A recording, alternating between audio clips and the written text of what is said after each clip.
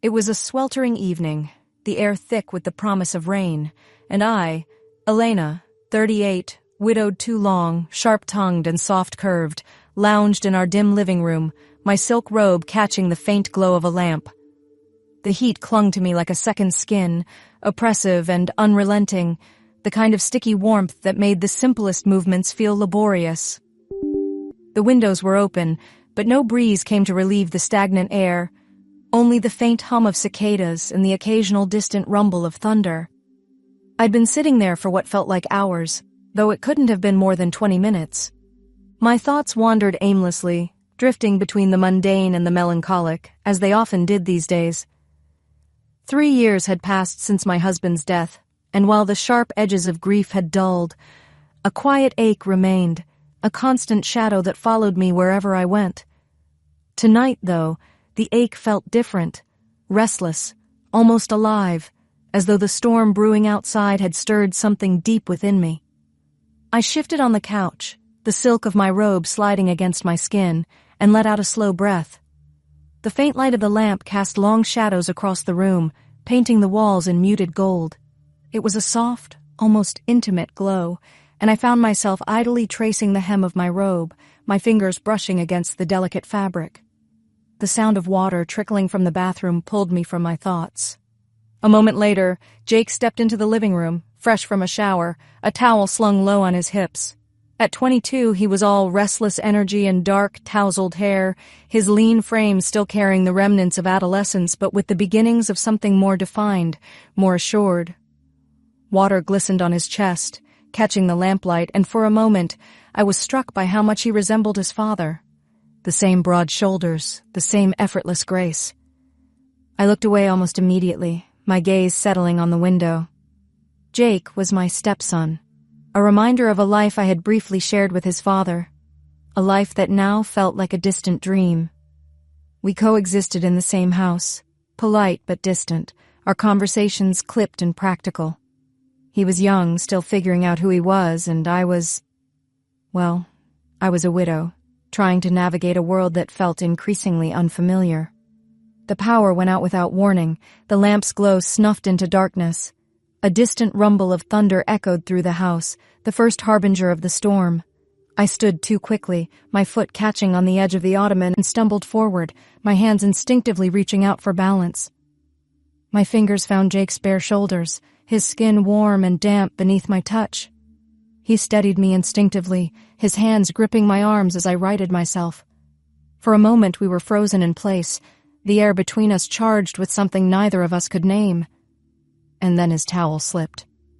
My fingers brushed against something firm and unyielding below his waist, a jolt of electricity shooting through me at the contact. I recoiled sharply, my breath catching in my throat, my cheeks burning with a heat that had nothing to do with the stifling air. "Sorry," Jake mumbled, his voice rough with embarrassment as he fumbled to adjust the towel. Our eyes met in the faint moonlight that filtered through the windows, a silent exchange that lingered too long, that said too much. I stepped back, my heart pounding in my chest, the memory of that fleeting touch seared into my mind. The rest of the evening passed in a blur. Jake retreated to his room, muttering something about trying to find a flashlight, and I stayed in the living room, my thoughts racing. The storm outside had yet to break, but something inside me was already unraveling. Later, in the privacy of my room, I couldn't stop myself. My fingers slipped beneath the silk of my robe, tracing the curve of my hip, my stomach, my thighs. My breath came in shallow gasps as the image of Jake, his broad shoulders, his damp skin, his size, haunted my thoughts. My touch grew bolder, more insistent, until release washed over me in a trembling wave, leaving me breathless and unsettled in the darkness. The wrongness of it lingered long after, a quiet ache that had nothing to do with grief. The storm was coming, but it wasn't just the thunder I could feel in the air. It was something else, something dangerous, and I wasn't sure I could, or even wanted to, stop it. Not long after, still cloaked in that restless dark, I found myself at the kitchen counter, a loose sundress clinging to me as I fanned myself against the sticky heat. The air was thick, almost suffocating, and the storm outside had yet to break, leaving the house in a state of uneasy anticipation. My mind, however, was elsewhere, snagged on the memory of that fleeting touch in the living room, the accidental brush of my fingers against Jake, a moment that had left me more unsettled than I cared to admit. I leaned against the counter, the cool marble doing little to soothe the heat simmering beneath my skin. The faint hum of the refrigerator was the only sound in the room, a steady, almost hypnotic rhythm that did nothing to quiet my racing thoughts. I couldn't shake it. The way his skin had felt beneath my hands, the way his towel had slipped, the way our eyes had met in the moonlight. It was wrong, I knew that, but the memory lingered, stubborn and persistent, like a splinter I couldn't quite remove. The sound of bare feet padding softly on the tiled floor pulled me from my thoughts. I turned my head slightly, just enough to see Jake wander into the kitchen shirtless, wearing only a pair of loose shorts that hung low on his hips. My breath caught for a moment, but I quickly looked away, pretending to focus on the glass of water in my hand. He opened the fridge, the cool light spilling out and casting shadows across his chest. He grabbed a bottle of water, his movements fluid and unhurried, and I found myself watching him from the corner of my eye. There was something about the way he moved, confident, almost careless, that made it impossible to look away. Our eyes caught as he turned, his gaze sliding over me in a way that made the heat in the room feel suddenly more intense. I swallowed hard, my fingers tightening around the glass as I tried to ignore the way his presence seemed to fill the space. "Can't sleep?" he asked, his voice low and rough with sleep. I shook my head, forcing a smile. "Too hot. Thought I'd get some water." He nodded, taking a long drink from the bottle, his throat working as he swallowed. My eyes traced the curve of his collarbone, the way his Adam's apple bobbed, before I quickly looked away. The silence stretched between us, heavy and charged, until I couldn't hold back the question that had been nagging at me. "You're, pretty big down there," I blurted, my cheeks burning the moment the words left my mouth. Jake froze, the bottle halfway to his lips, his eyes widening slightly. For a moment I thought he might laugh or brush it off with a joke, but instead he set the bottle down and leaned against the counter, his gaze steady on mine. "Are you comfortable with it?" I pressed, my voice softer now, almost hesitant. "Do girls like it?" He smirked, a flicker of pride in his eyes that stirred something deep within me. "Takes some getting used to," he admitted, shifting slightly. "Girls usually say it's a lot." The air between us seemed to grow thicker, the hum of the refrigerator the only sound in the room. My fingers twitched at my sides, the memory of that fleeting touch flooding back with startling clarity. His fingers brushed mine as he passed me the bottle, the contact sending a jolt of electricity through me that left my pulse skittering. I took a shaky sip, the cool water doing little to quell the heat simmering beneath my skin. We stood there for a moment longer, the tension coiling tighter with every breath, before Jake finally turned and walked away, his silhouette disappearing into the darkness of the hallway. I stayed at the counter, my heart racing, my body wrestling with a curiosity I couldn't shake. The storm outside had yet to break, but something inside me was already spiraling out of control. The blackout stretched into its second evening, the house swallowed by a darkness so complete it felt almost tangible. The oppressive heat refused to relent, clinging to every surface, every breath, as though the world itself was holding its breath, waiting for the storm that never came.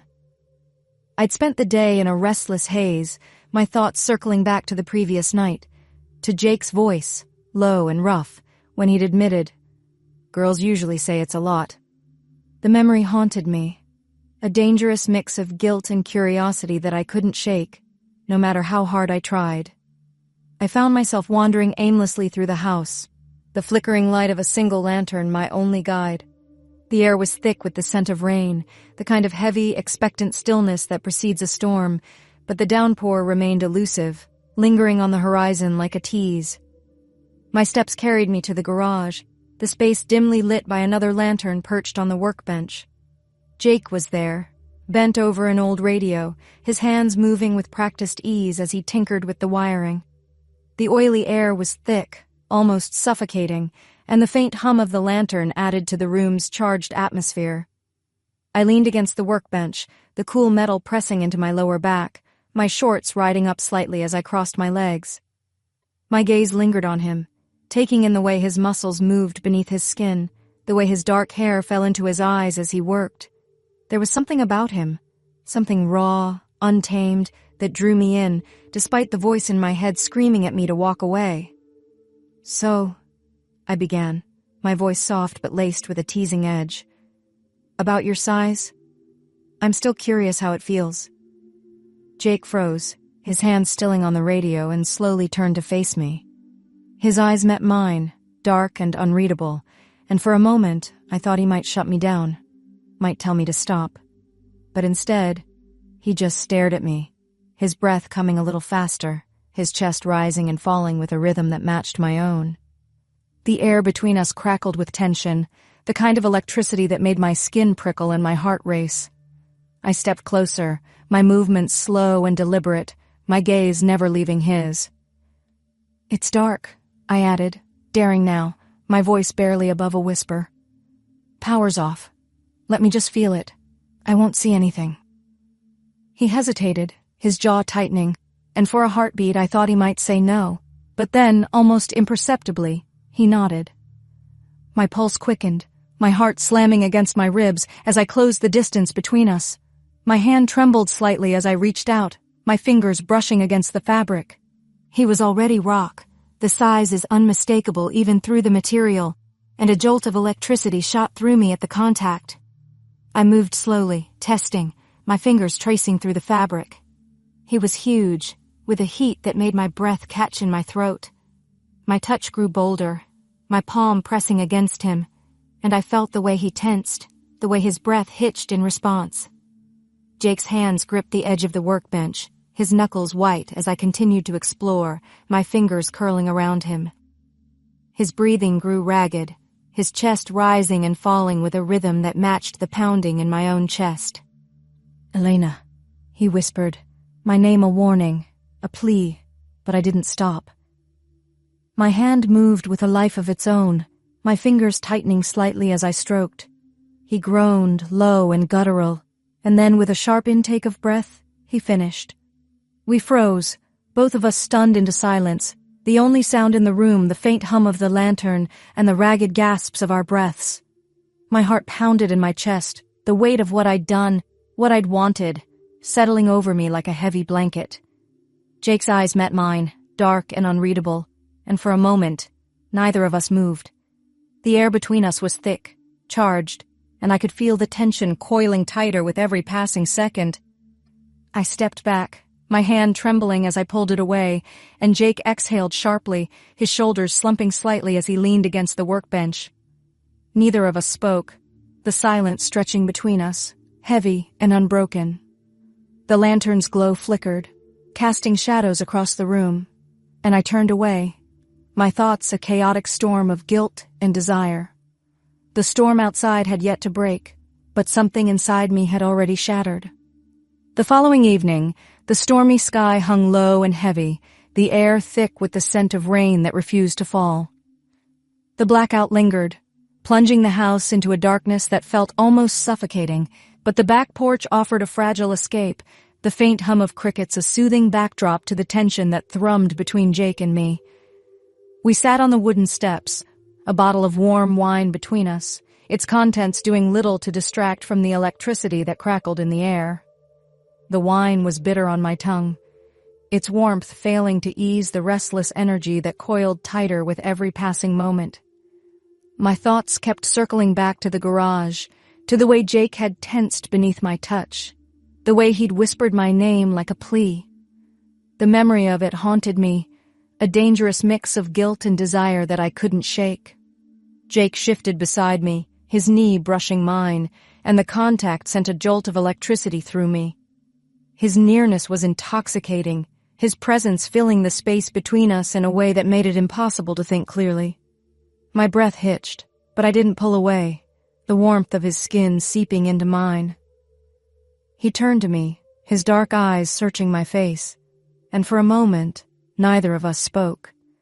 The silence stretched between us, heavy with unspoken tension, until he finally broke it. "Touch me again first," he murmured, his voice low and rough, the words sending a shiver down my spine. "Please." My heart pounded in my chest, my fingers trembling slightly as I reached out.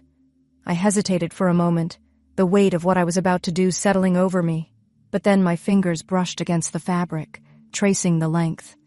He was already ready, the heat undeniable, and I felt him tense beneath my touch.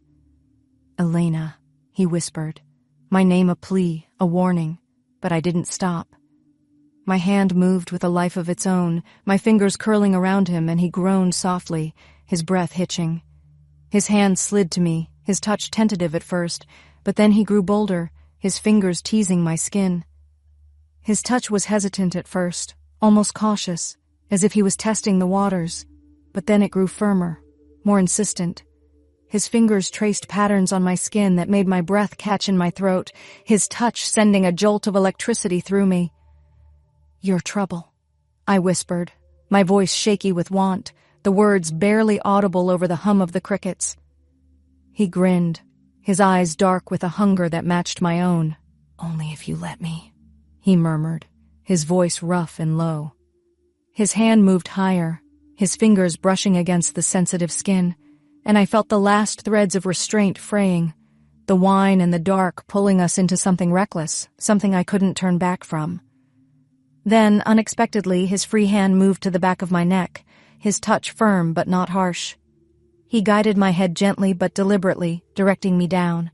My breath caught, my heart pounding in my chest as I realized what he wanted. "Jake?" I murmured, my voice barely above a whisper, the name tasting foreign on my lips, like a confession I hadn't meant to make.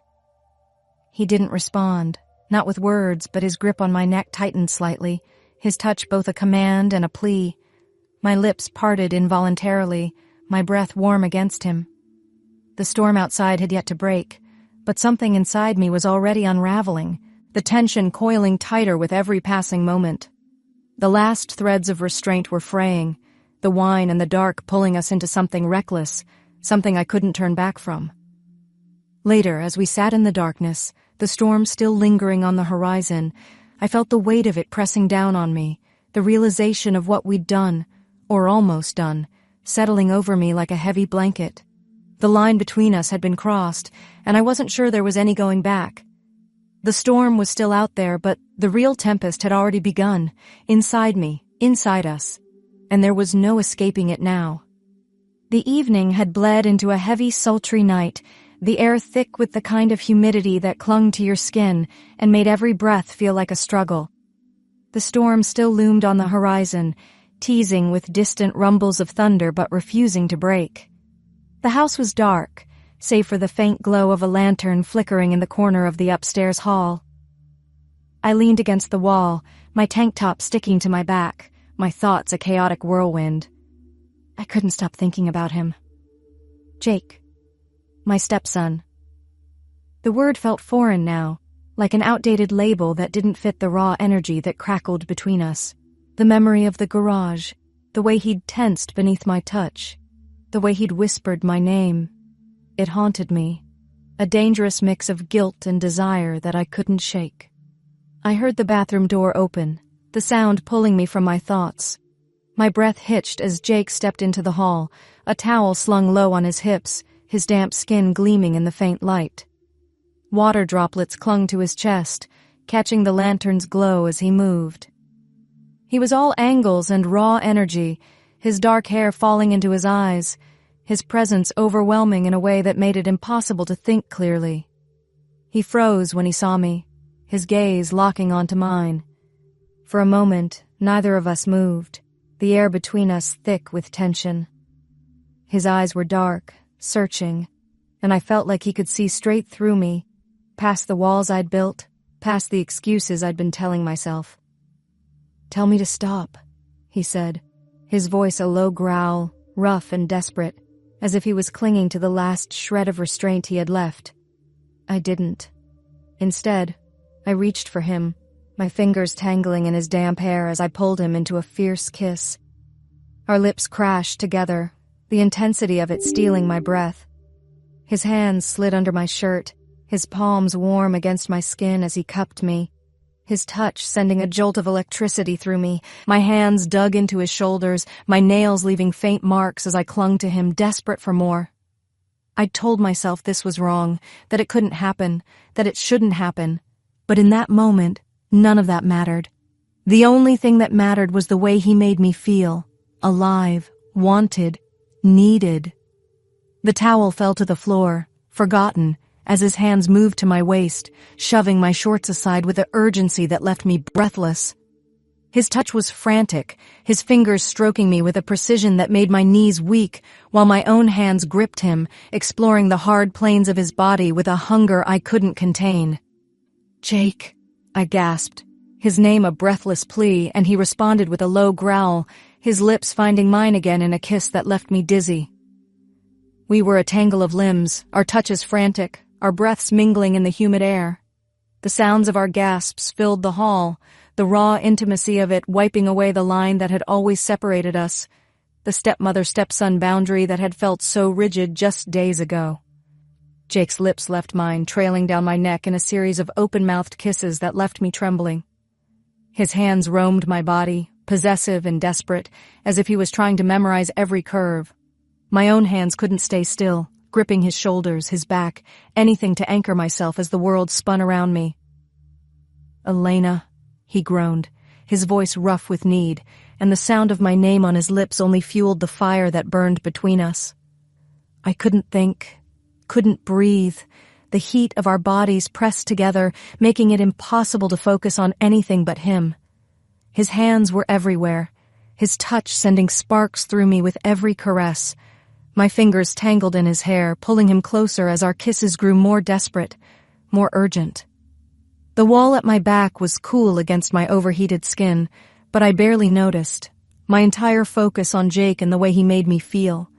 His hands slid under my shirt, pushing the fabric up and over my head, and I let him, the cool air brushing against my skin a fleeting relief, before his body heat enveloped me again. Our touches turned frantic, the need between us too intense to be contained. His hands explored every inch of me, his touch leaving trails of fire in their wake, while my own hands roamed his body, memorizing the feel of him.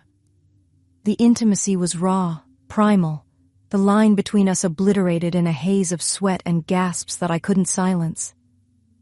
His hands were everywhere, warm and insistent, tracing the contours of my body with a reverence that left me undone.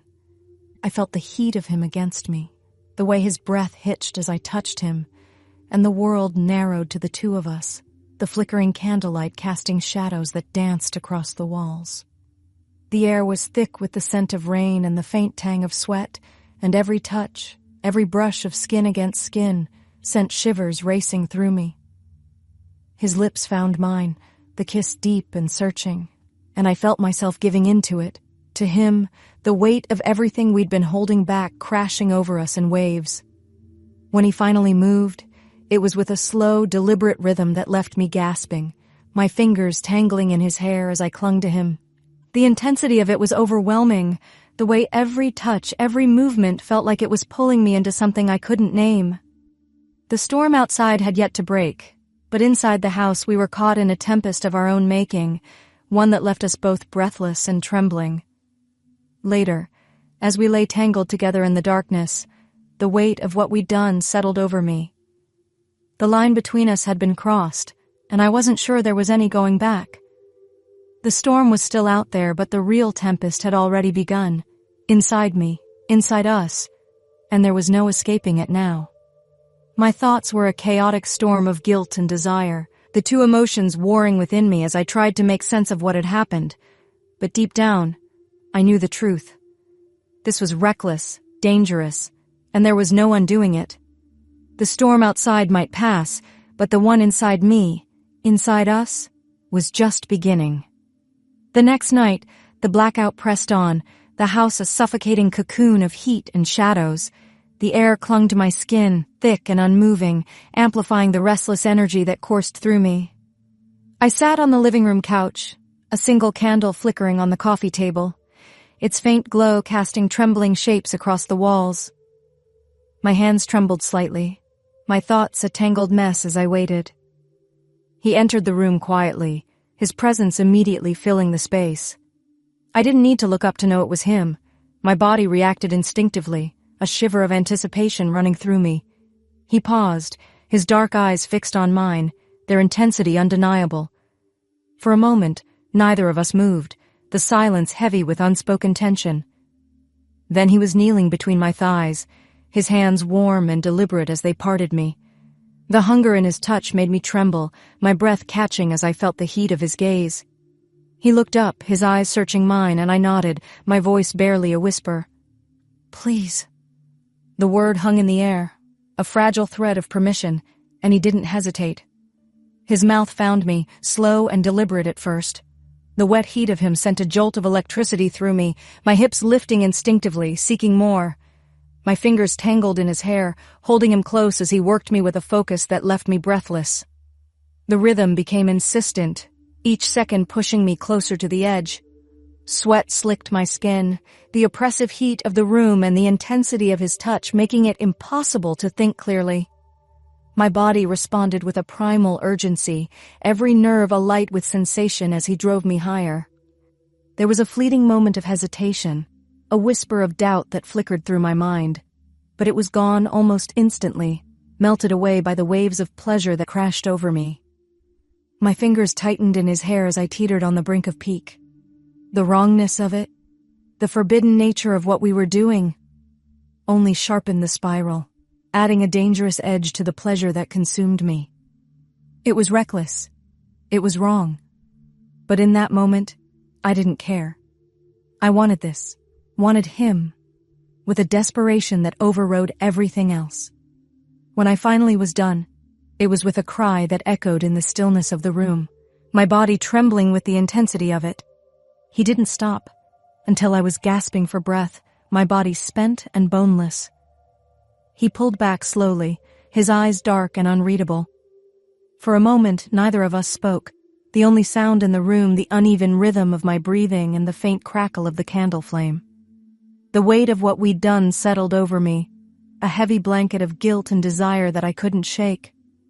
The line between us, the boundary that had once felt so rigid, was gone, obliterated by the intensity of our connection. He reached for me, his hand brushing against my cheek, and I leaned into his touch, my body still humming with the after-effects of pleasure. His fingers traced a path down my neck, his touch both tender and possessive, and I felt the tension between us coil tighter once again. The oppressive heat of the blackout lingered, wrapping the house in a suffocating stillness. The air was thick, almost too heavy to breathe, and the faint glow of a single candle on the kitchen counter cast long, flickering shadows across the room. I sat at the table, a half-empty glass of wine in my hand, the warm liquid doing little to calm the restless energy that coursed through me. He entered the kitchen quietly, his presence immediately filling the space. I didn't need to look up to know it was him. The way my body reacted, the shiver of anticipation that ran through me was enough. He held a bottle of wine in one hand, his other running through his damp hair as he leaned against the counter. "Thought you might want more," he said, his voice low and rough as he poured himself a glass. I nodded, unable to find my voice, and he took the seat across from me, his dark eyes locked onto mine.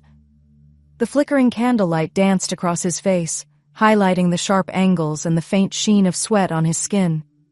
His shirt clung to him, revealing the hard lines of his chest, and I forced myself to look away, my fingers tightening around my glass.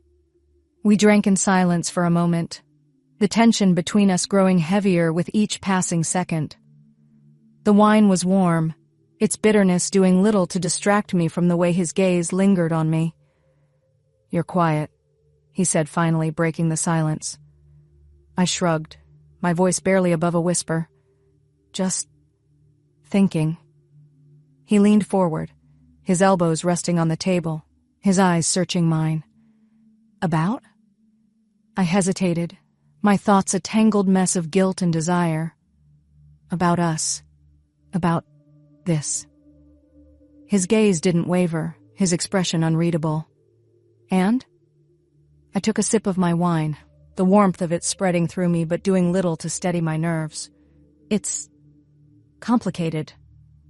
He chuckled, a low, rumbling sound that sent a shiver down my spine. Complicated's one way to put it. I looked up at him, his dark eyes filled with a mixture of amusement and something deeper, something that made my breath catch. "We can stop," he said softly, his tone serious now. "If you want to." I shook my head before I could think better of it.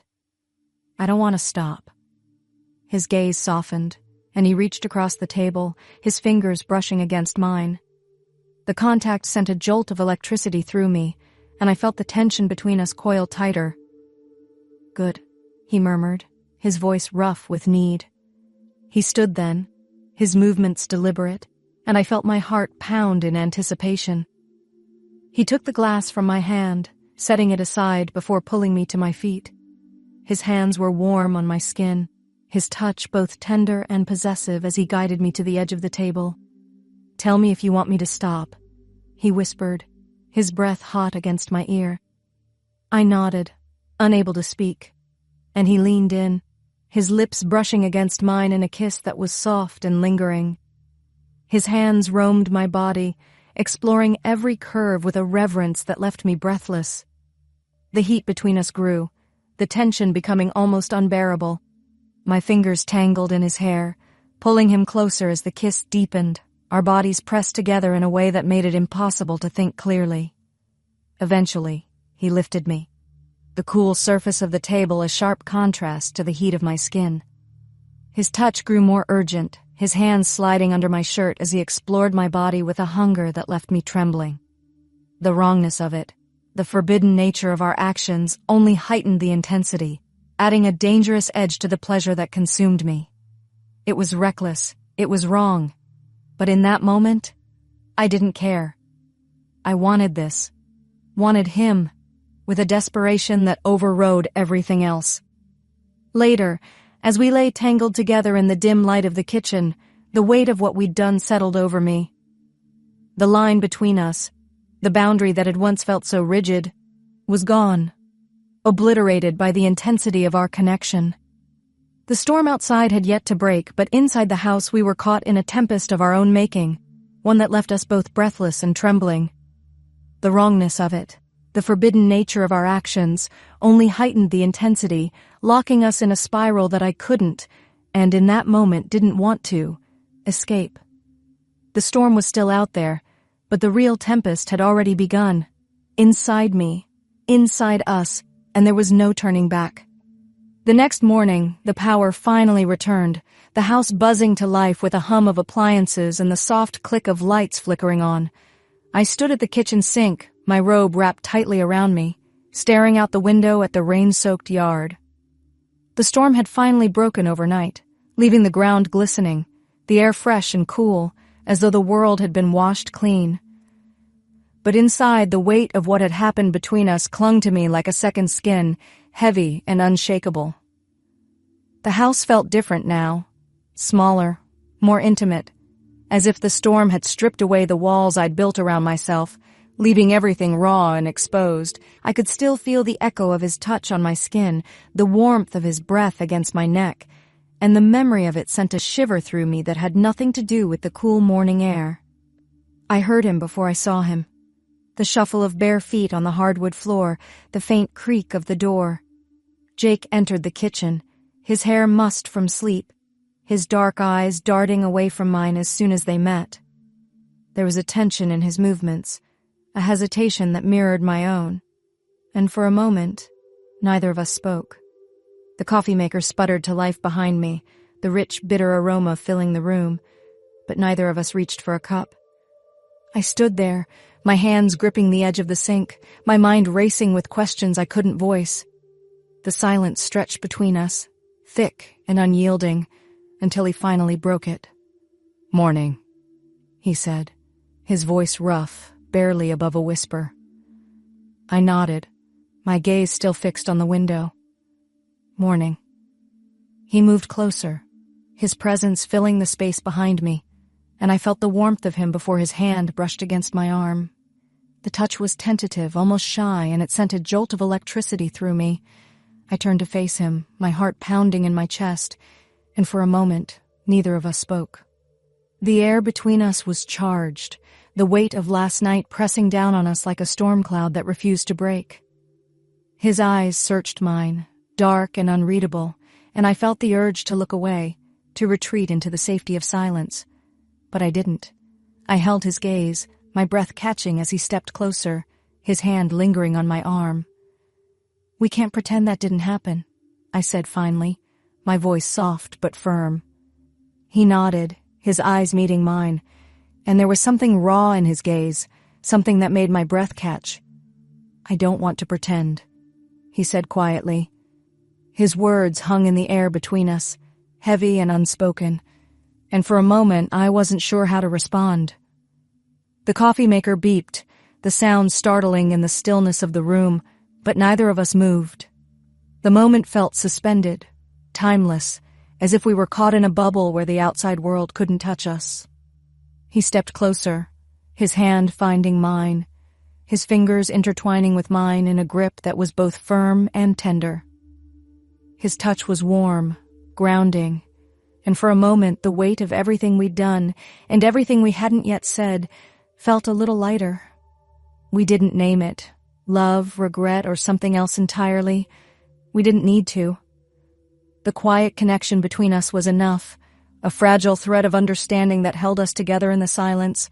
My fingers tightened around his, and he squeezed back, his thumb brushing against my knuckles in a gesture that was both comforting and possessive. "What happens now?" I asked finally, my voice barely above a whisper. He hesitated, his gaze searching mine, and for a moment I thought he might pull away. But instead he leaned in, his forehead resting against mine, his breath warm against my skin. "I don't know," he admitted, his voice rough with emotion. "But I don't want to lose you." His words hit me like a punch to the chest, the weight of them settling deep inside me. I wanted to tell him that he wouldn't, that we'd figure this out together, but the words stuck in my throat. He pulled back slightly, his hand cupping my cheek, his thumb brushing against my skin. "I need you," he whispered, his voice breaking with the honesty of it. I closed my eyes, leaning into his touch, and for a moment, the world fell away. There was only him, only us, and the fragile connection that held us together. When I opened my eyes, he was still there, his gaze locked on mine, and I felt a spark of something I couldn't quite name. Maybe it was hope, or maybe it was fear, but it was enough to break the silence. "We'll figure it out," I said softly, my voice steady despite the turmoil inside me. He nodded, his hand slipping from mine as he stepped back, but the warmth of his touch lingered, a quiet promise or a question I wasn't sure I could answer. The coffee sat untouched on the counter, the steam rising in delicate curls, but neither of us made a move to drink it. Instead, we stood there, the weight of our unspoken words hanging heavy in the air. The future felt unwritten, a blank page waiting to be filled, but the weight of what we'd become, and what we might still become, was impossible to ignore. As the morning sunlight filtered through the window, casting the room in a soft golden glow, I felt the first stirrings of something new. It wasn't just guilt or desire anymore. It was something deeper, something that scared me more than anything else. Jake cleared his throat, breaking the silence. "I should go," he said, his voice hesitant. I nodded, not trusting myself to speak, and watched as he turned and walked out of the kitchen. The sound of his footsteps echoed in the empty hallway, and I felt the weight of his absence settle over me. But as I stood there, staring out the window at the rain-soaked yard, I realized something. The storm had passed, but the real tempest had only just begun, inside me, inside us, and there was no escaping it now. The first stumble had reshaped my desires, our future unwritten but heavy with the weight of what we'd become. And as the house buzzed to life around me, I knew one thing for certain. This wasn't the end. It was only the beginning. The hours that followed were a blur. I wandered through the house, my thoughts a tangled mess of emotions I couldn't untangle. Guilt, desire, fear, they all swirled together, each one vying for dominance. But beneath it all, there was a quiet undercurrent of something else, something that felt like hope, though I wasn't ready to name it yet. I found myself in the living room, the room where it had all begun. The storm had left its mark here, too. The faint scent of rain still lingered, and the air felt cooler, fresher. I sat on the couch, my fingers tracing the edge of the cushion where we'd sat together last night, the memory of his touch still vivid in my mind. The weight of it all pressed down on me, the enormity of what we'd done and what it meant, settling over me like a heavy blanket. But there was no going back now. The line had been crossed, the boundary obliterated, and there was no way to erase what had happened.